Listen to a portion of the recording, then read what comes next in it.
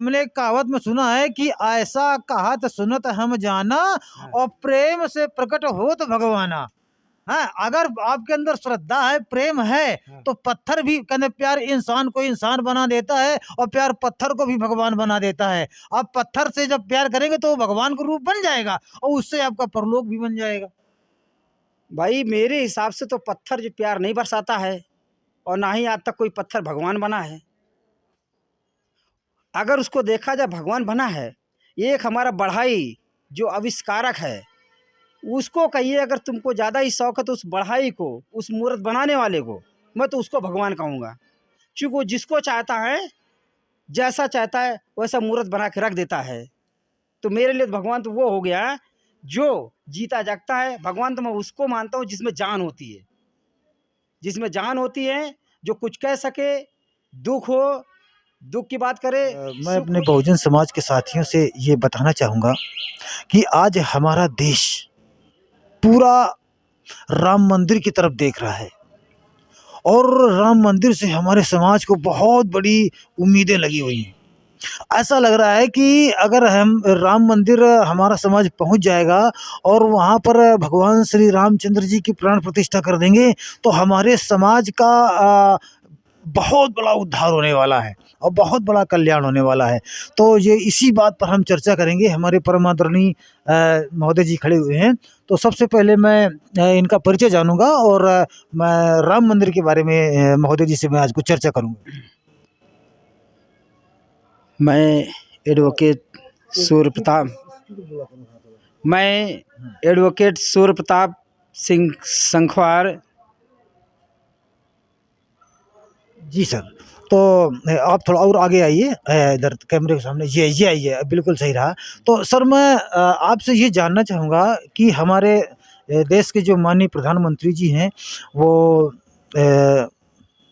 राम मंदिर का उद्घाटन करने के लिए जा रहे हैं, तो इससे क्या लाभ होगा और क्या हानि होगी और ये हमें हमारे समाज को वहाँ पर पहुँचना चाहिए कि नहीं पहुँचना चाहिए, इसके बारे में आप चर्चा करिए।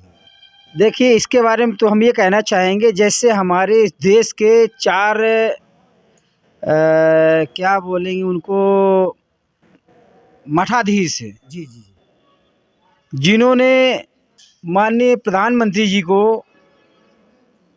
एक शूद्र जात का, ओबीसी शूद्र जात का घोषित किया है और उनके कथनानुसार कि ऐसे शुभ कार्यों में शूद्र जात की उपस्थिति तो कतई कहीं से उचित नहीं है, जिसका वो पुरजोर विरोध कर रहे हैं। यहाँ तक वो चारों मठाधीश उनमें शामिल नहीं हो रहे हैं। अच्छा, मठाधीश के मतलब शंकराचार्य लोग।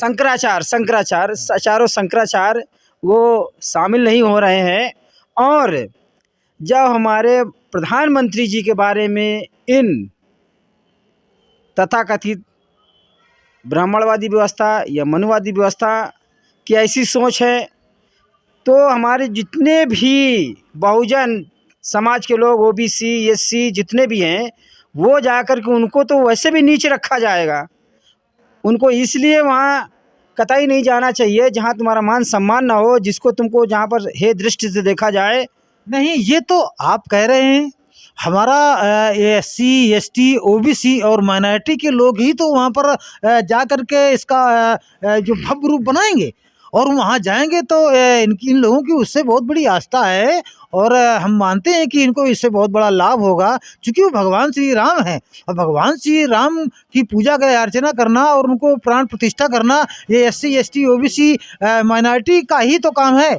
सबसे पहले ये ओबीसी के अंदर जितना गोबर भरा हुआ है, भर दिया गया है, तो सबसे पहले ओबीसी के अंदर का गोबर निकलना चाहिए। चूँकि उनके अंदर डर भय का गोबर भर दिया गया है, उसको अपने पिताजी की याद नहीं होगी, अपने माताजी की याद नहीं आएगी, लेकिन उनका दिमाग वहाँ पर लगा हुआ है कि एक ब्राह्मणों के पास इतना ताकत है, मंत्रों की इतनी ताकत है, वो पत्थर में भी जान डाल देते हैं। और लोग हमारे इसलिए थोड़ा जा रहे हैं कि वो मंदिर है क्या नहीं है, लेकिन ये देखने के लिए जा रहे हैं वहाँ पर, ये शूद्र जात के जितने भी ओबीसी समाज है, एससी, इसलिए उछल उछल के जा रहा है। लाइन में देखे जाकर नंगे पैर चले जा रहे हैं, तन में बदन में कपड़े नहीं होंगे। उनकी जात पूछोगे तो उसमें कोई भी हमारा ब्राह्मण समाज का आदमी नहीं निकलेगा जो जा रहा हो पैदल। उसमें हमारे रोड में, फुटपाथ में रहने वाले लोग, नदी किनारे रहने वाले लोग, अच्छा, नहीं वो तो पैदल इसमें, जा रहे हैं। अच्छा इसमें क्या धोखा है कि उसमें प्राण प्रतिष्ठा नहीं, उसमें प्राण नहीं पड़ पाएंगे? आपको इसमें शंका है क्या? नहीं तो ये तो आजकल पढ़ा लिखा लोग है, साइंस जानते हैं कि मुर्दे में कभी आज तक डॉक्टर जान नहीं डाल पाया है। अरे मुर्दा नहीं भैया, भगवान श्री रामचंद्र जी हैं, वो भगवान है। अच्छा, मान लिया भगवान है, तो जितना हमारा ओबीसी समाज का लोग, हमारा सूद समाज का लोग, जितना हमारा नीच समाज का लोग वहाँ जा रहा है, आज के बाद से उनको कोई भी दैनिक कार्य नहीं करने पड़ेंगे। इनको इतनी अथाह ताकत, इतनी दौलत मिल जाएगी, उसे धनाढ्य हो जाएंगे। उसको पाने के लोग, हमारे लोग नंगे पैर दौड़े चले जा रहे हैं। अच्छा ये बताइए कि हमारे देश के जो मुखिया हैं, हमारे देश के जो मालिक हैं, हाँ। तो वो एक बहुत बड़ा दिमाग रखते हैं, बहुत बड़ी सोच रखते हैं, तभी तो आज वो हमारे देश के प्रधानमंत्री हैं। और उन्होंने कुछ सोच करके ही वहाँ पर प्राण प्रतिष्ठा करने जा रहे हैं। अब वहाँ वो शंकराचार्य लोग नहीं मानते हैं, ये शंकराचार्य लोगों को उतनी समझ नहीं होगी। हमारे प्रधानमंत्री जी हैं, इनको करना चाहिए वहाँ पर प्राण प्रतिष्ठा, और इनको उसका उद्घाटन करना चाहिए। देखिए, हमारा समाज जो भारतीय संविधान है, समाज है, दो तरीके से चलता है। समाज की सारी ज़रूरतें जितनी हैं वो संविधान से हैं, उनकी पूरी होती हैं। लेकिन समाज जो हमारा है, समाज की जो व्यवस्था है, वो या कह दिया है जाए मनुवादी व्यवस्था चलता है या मनुष्य स्मृति के हिसाब से चलता है। मनुष्य स्मृति के हिसाब से कहा गया है कि नहीं, आप शूद्र जात को, नीच जात के हो, आपके द्वारा किया गया वहाँ उपस्थित ही आपकी जो है धर्म विरोधी है, शास्त्र विरोधी है। हाँ। इसी बात को लेकर हमारे शंकराचार्य जी इसलिए विरोध कर रहे हैं कि वहाँ पर इन शूद्र जात के लोगों को वहाँ पर नहीं उपस्थित होना चाहिए, क्योंकि जो भी कोई भी होता है उसमें हमारे ब्राह्मण समाज ही अगवाकार होता है, सारे कार्य ब्राह्मण समाज ही करता है। अच्छा, आप एक बात बताइए कि जैसे शंकराचार्यों का कहना है या सनातन धर्म के मानने वालों लोगों का ये मानना है कि जो इनका जो उद्घाटन होना चाहिए ये रामनवमी को होना चाहिए, और रामनवमी तो चैत में होती है, और चैत के भी बहुत दिन बाकी हैं, और ये पहले से प्रधानमंत्री जी इतना उतावलेपन क्यों कर रहे हैं? और यहाँ पर जब जो मना कर रहे हैं कि वो धर्म के शास्त्र के अनुसार ये गलत है, तो फिर प्रधानमंत्री जी वहाँ पर जल्दीबाजी क्यों कर रहे हैं, वहाँ क्यों जा रहे हैं? इसके बारे में देखिए, हमारे प्रधानमंत्री जानते हैं कि अगर हमको सत्ता में बैठना तो हमको कॉन्स्टिट्यूशन के हिसाब से ही हम वहाँ पर पहुँचते हैं। भारतीय संविधान के आधार से पीएम पद सुरक्षित हैं, जिसके आधार से हम उसकी शपथ लेते हैं, हम जीतते हैं। लेकिन लोगों के अंदर इस तरह का वायरल दिमाग में वायरल भरा हुआ है, एक जिसको कहा जाए, जिसको भक्ति में लीन होना जिसको बोलते हैं, जिसको भक्ति में लीन होना बोलते हैं, उसके आधार से इनका मानना है कि इस तरह से हम वायरल डाल दें ताकि दिमाग में लोगों को गोबर भर जाए और वो केवल मोदी मोदी मोदी मोदी चिल्लाते रहे, ना चाहते हुए भी। ये तो हिंदू धर्म के जब खिलाफ कार्य कर रहे हैं, तो इसीलिए तो शंकराचार्य लोग हमारे ख्याल से इनसे रुष्ट हो रहे हैं। हालांकि सामने किसी कहने की हिम्मत नहीं है, सामने कोई खुल करके नहीं कह रहा है, मगर अंदर ही अंदर उन लोगों को बहुत बड़ा कष्ट हो रहा है कि समय से पहले इनका उद्घाटन क्यों किया जा रहा है।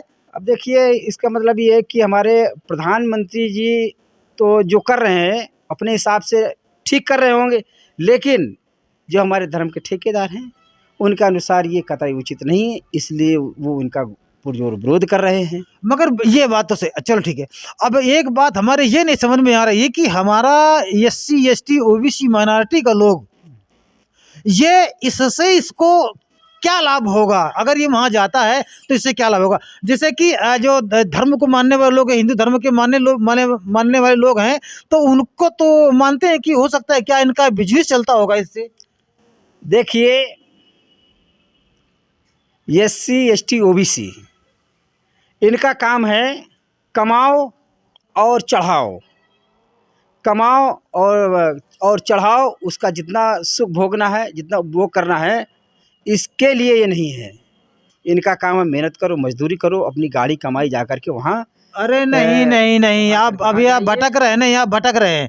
देखिए, ये जो वहाँ पर मंदिर पर जो पंडित पुजारी बैठे हुए हैं, जो वहाँ की रख रखाव कर रहे हैं, तो उनके अंदर उतनी बड़ी ताकत होती है कि अगर बाय दफ़ा अगर वहाँ से उस मूर्ति से, उस जो पत्थर की मूर्ति होगी, और उससे अगर के धोखे से भी अगर भगवान राम निकल भी जाते हैं तो पुनः उनमें वो जान डाल देते हैं। उनके अंदर इतनी बड़ी ताकत है।